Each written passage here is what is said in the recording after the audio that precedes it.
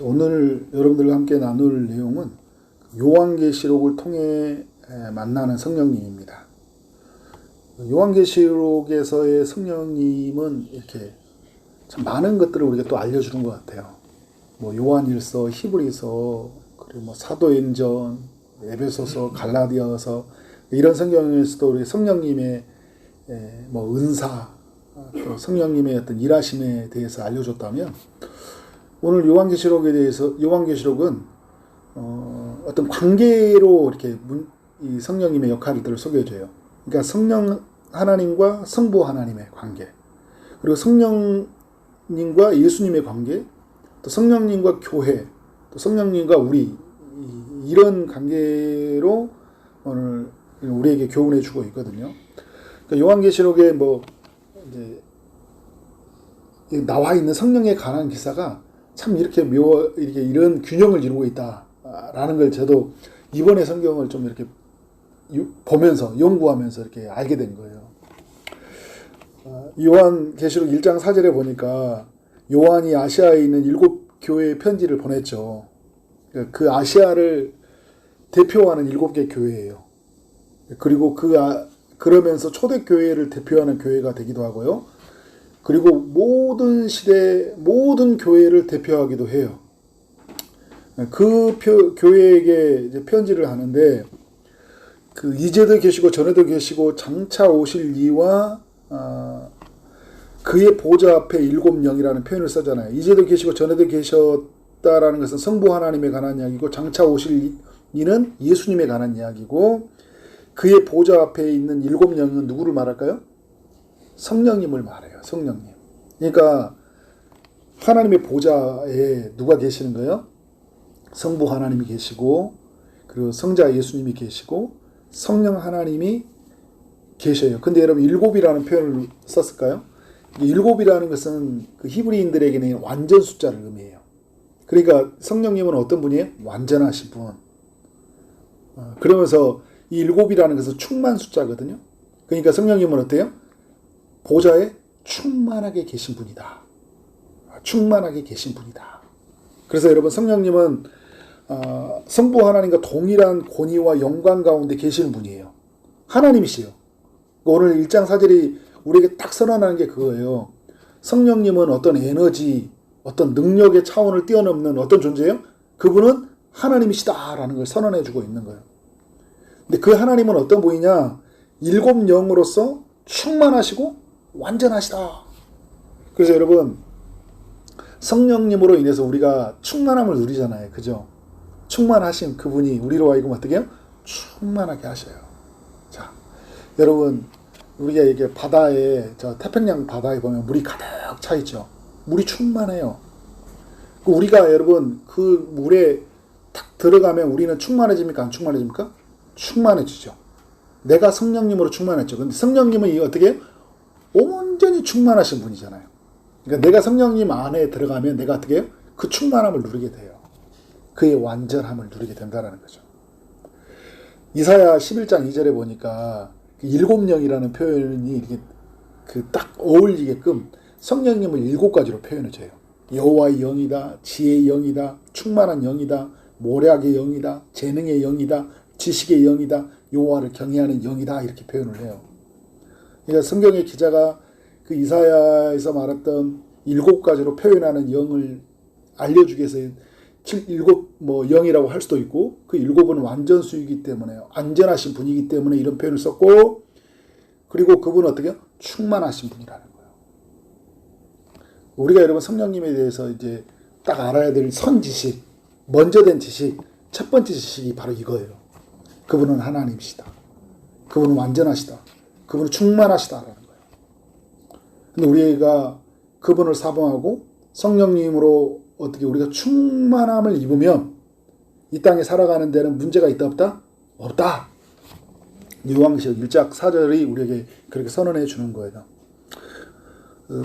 1절은 성부 하나님, 성자 하나님, 그 다음에 예수님, 그 다음 성령 하나님에 관한 서로의 관계, 삼위일체로서 우리에게 보여준다면, 2번은 어떤 내용이냐면 성령님과 이제 교회와의 관계예요. 교회와의 관계. 성령님이 이제 교회와 어떤 관계로 있냐. 요한계시록 이제 2장과 3장에 보면 사도 요한이 성령의 감동을 받아서 그 편지를 쓰잖아요. 시작은 뭘로 시작하냐면 7별을 가지신 이가 이르시되라고 말하면서 예수님이 말을 해요. 7별이라는 것은 이제 교회를 말하거든요. 일곱 촛대를 거니시는 이. 그냥. 그래서 예수님이 어떻게 해요? 교회에게 말씀을 해요. 근데 어떤 말씀을 하냐면 그 7개 교회는 그 시대를 대표하는 교회고 이 세상의 모든 시대를 대표하는 거거든요. 근데 그게 4가지로 나눠져요. 하나는 칭찬의 말이에요. 교회가 잘하면 칭찬의 말을 해줘요. 그런데 여러분 칭찬의 말만 있는 게 아니에요. 책망의 말을 해요. 그래서 예배소 같은 경우에는 뭐 처음 사랑을 뭐 네가 버렸다, 그죠? 그리고 이제 뭐 버가바 교회 같은 경우에는 뭐 니골라당의 교훈, 뭐 이런 교훈들 있죠. 그 발람의 교훈들을 따랐다. 그러니까 어떤 우상 숭배의 삶에 빠져 있다. 막 이런 책망들이에요. 그리고 뭐 두아드리아 교회도 뭐 이세벨의 교회를 따른다. 그러니까 뭔가 삶이 이용화되어 있다. 막 이런 거에 대한 책망이에요. 사도교회 같은 경우에도 어떻게 해요? 살아있다 하는 이름을 가졌으나 죽은 자로다 이야기하면서 어떻게 해요? 그러니까 너희들이 볼 때는 세상에서 볼 때는 참 살아있고 북적거리고 열심히 하는 것 같지만 하나님의 눈으로 볼 때는 어떻게 해요? 죽어있다 이라고 책망하는 거예요. 하나님은 우리의 중심을 아시고 우리 마음의 동기가 어떤 마음으로 신앙생활하고 어떻게 교회를 다니고 어떻게 섬기고 있는지 다 아시거든요. 어떤 마음으로 예배드리는지 다 아셔요. 그러니까 근데 주님이 보는 눈으로 어떤 거예요? 너희는 죽었다라고 사대교회에 말하는 거예요. 책망하시죠. 우리가 여러분 책망의 말을 들을 때 우리 마음이 좋아요, 안 좋아요? 안 좋죠. 삐지죠. 그죠? 왜 나한테 뭐라고 하시죠? 오늘 또 하나님이 왜 나한테 뭐라고 하시나? 칭찬의 말을 하면 잘한다. 잘하고 있어. 네가 하는 거 최고야. 그렇지. 못해도 돼. 안 해도 돼. 막 그래서 네가 하는 뭐 조금만 해도 굉장히 감인 반응해 주시고 좋아하시고 기뻐하시는 주님의 그 칭찬하심이 있다 하면 또 어떻게 해요? 우리가 하나님의 백성답게 살지 못하고 복음에 합당한 삶을 살지 못하면 우리는 빛인데 빛의 자녀들인데 어두운 가운데 행하고 있다면 우리는 새 사람인데 자꾸 옛 사람으로 살아간다면 우리는 성령으로 완전히 우리는 어떻게 자유하게 되는데 율법을 여전히 붙들고 살고 있다면 어떻게 주님이 책망하셔요? 책망하지 않으셔요? 책망해요.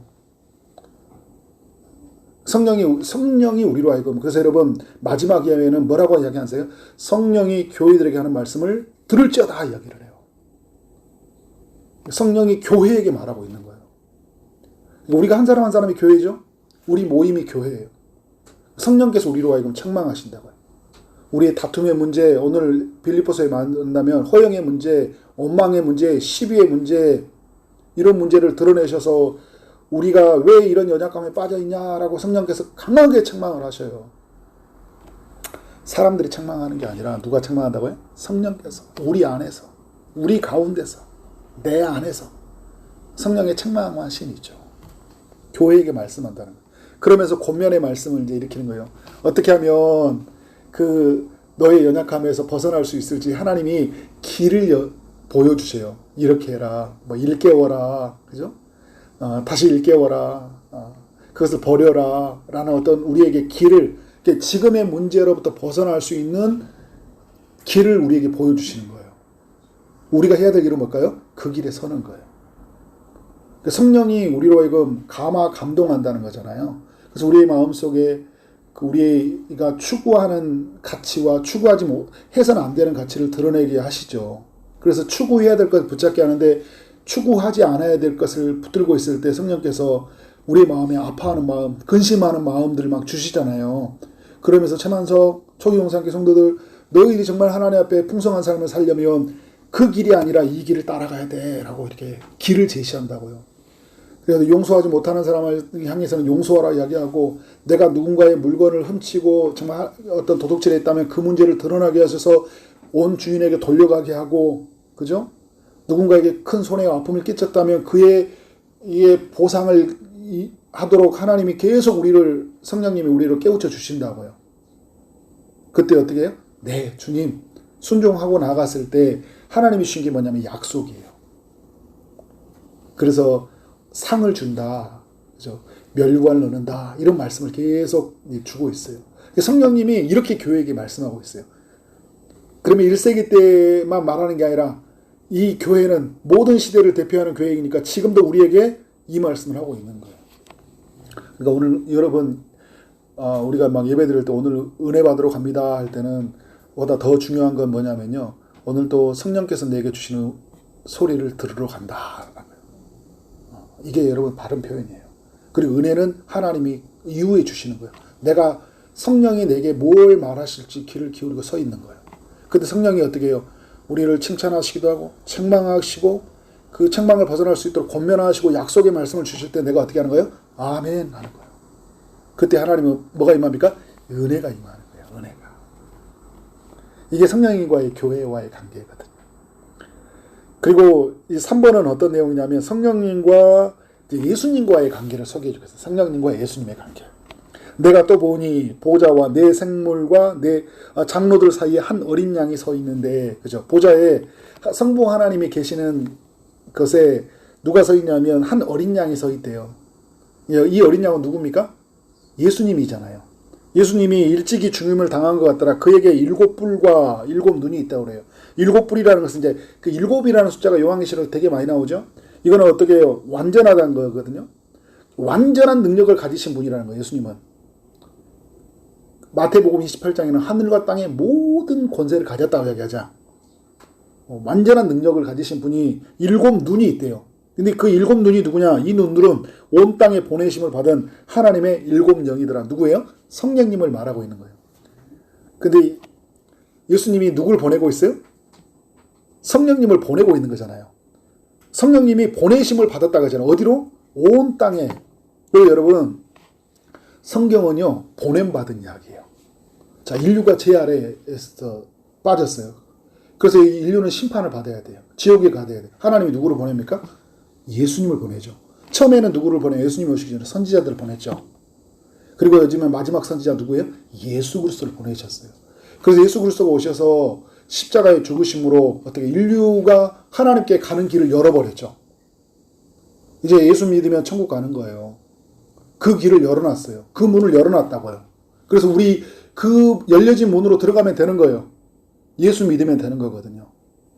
그래서 하나님이 예수님을 보낸 거예요. 근데 여러분 오늘 말씀에 보면 예수님이 이제 그 길을 그 길을 준비하고 문을 열으시고 하늘로 올라가신 다음에 누구를 보내시는 거예요? 성령님을 보내시는 거예요. 그래서 성령님을 보내셔서 우리로 하여금 어떻게 하는 거예요? 성령께서 각 사람에게 보내셔서 오늘 찬송가 268장에 310장에서 나왔던 거 있죠. 성령을 내 마음 감동에 이렇게 표현했었잖아요. 그죠?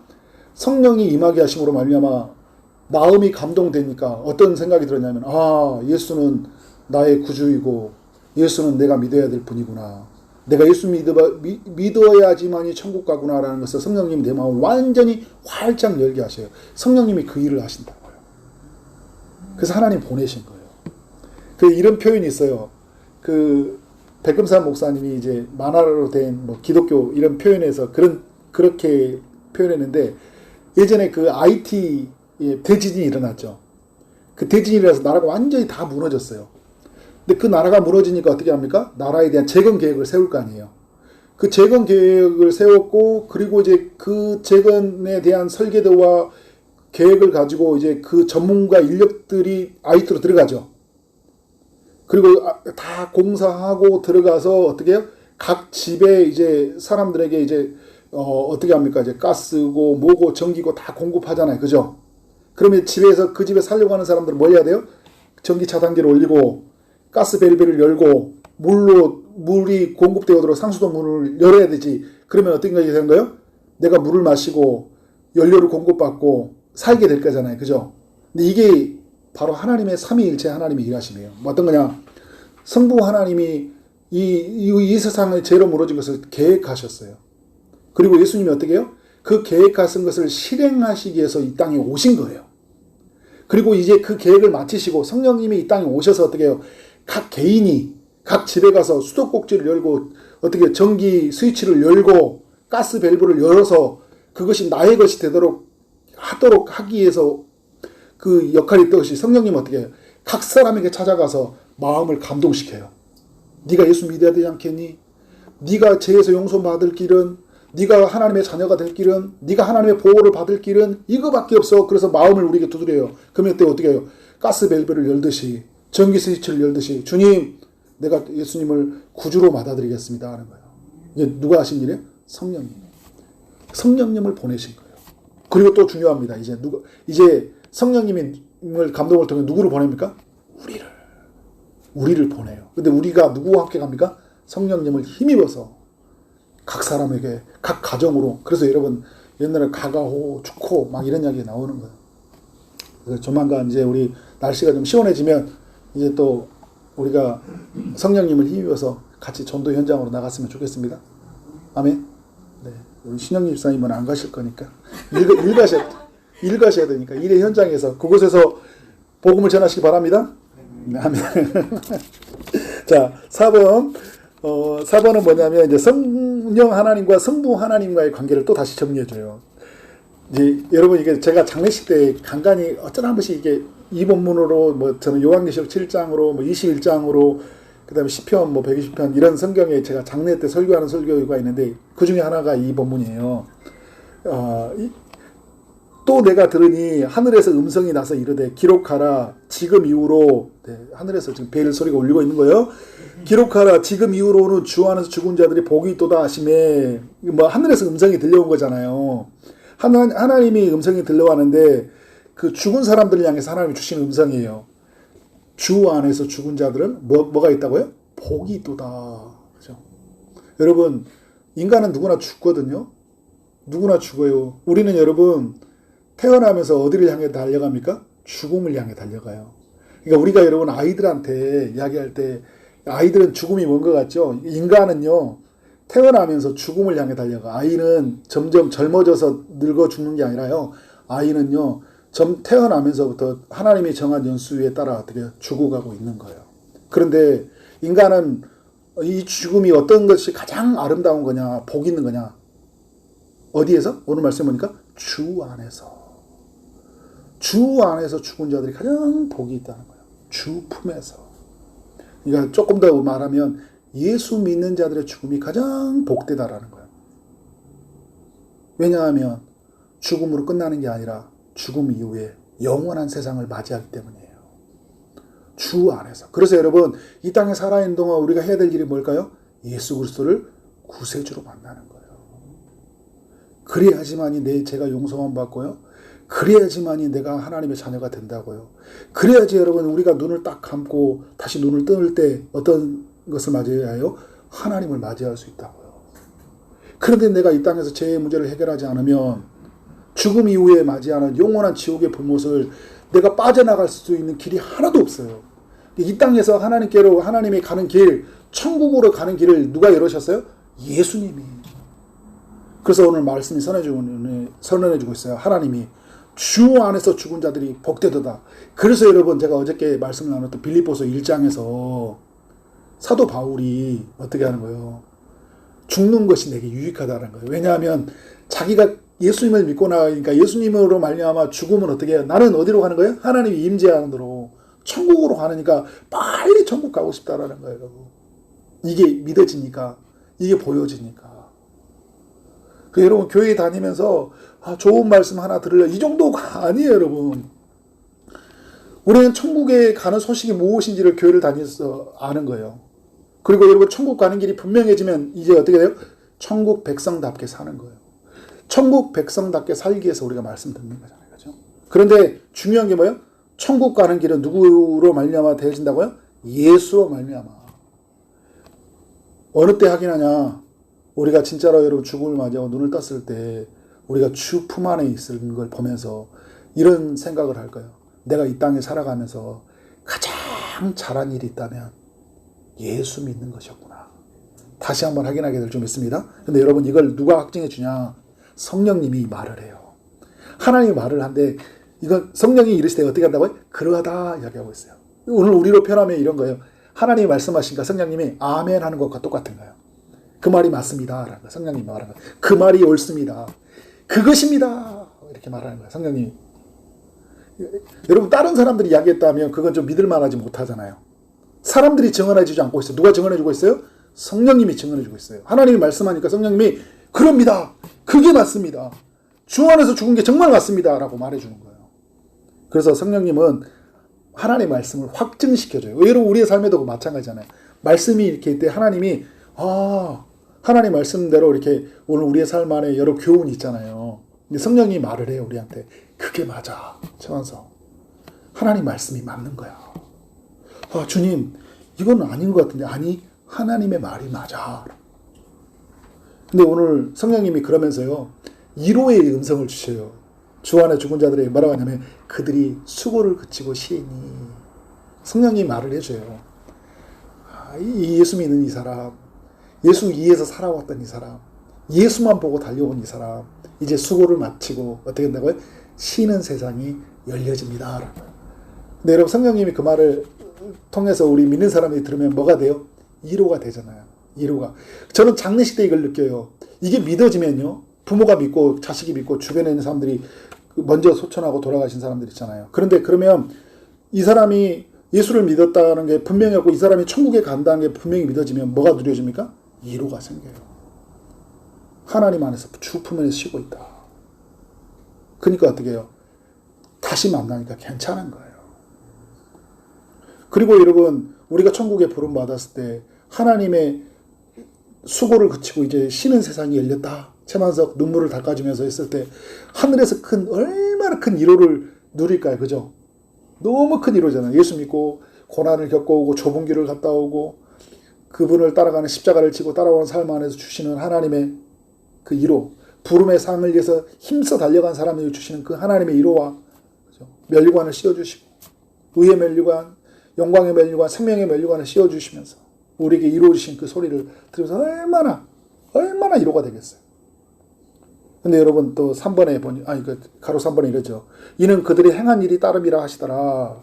자 무슨 말이냐. 성도들의 수고가요 헛되지 않는다는 것을 성령님이 증언해 준다는 거예요.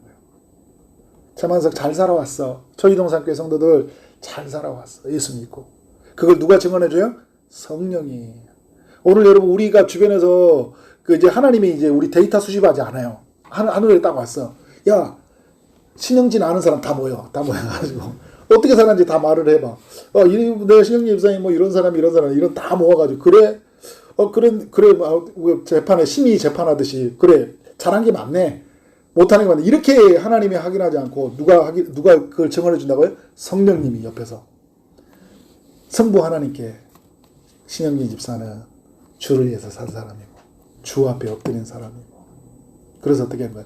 그들의 그 주님 행한 일에 따름이더라 이렇게 이야기해요. 이렇게 하나님 앞에 설 수 있는 것은 주 예수 그리스도를 이 땅에 사는 동안 구설의 주로 묻고 그가 세우신 교회를 위해 살았습니다. 한동안은 예수 믿고도 방황했던 사람은 맞습니다. 그런데 다시 정말 주 앞에 신실하게 열심히 살아온 사람인데 막 이러면서 하나님의 누가 증언해줘요? 성령님이 증언해 준다라는 거예요.